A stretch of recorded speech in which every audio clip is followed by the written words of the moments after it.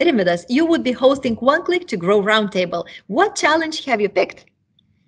So I have picked the topic that is on top of the head of every partner across the region. That is how to make this cloud business profitable and sustainable in this rather specific Central Eastern European market.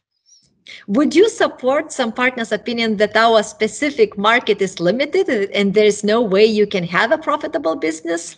I wouldn't call it limited. It's specific for sure, but there are some changes that are universal across the world that partners need to implement in their business model to make the cloud business profitable and sustainable.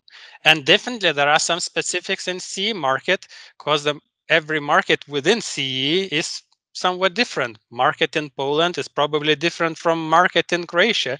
So there are some specifics and challenges that needs to be addressed, and that is something that we're looking forward to discuss during our roundtable discussion. So, so who do you think should join? Who would get the most value out of this roundtable discussion?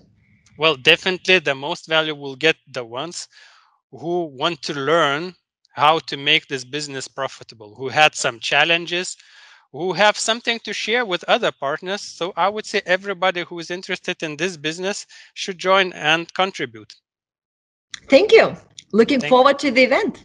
thank you, Inga, and see you soon.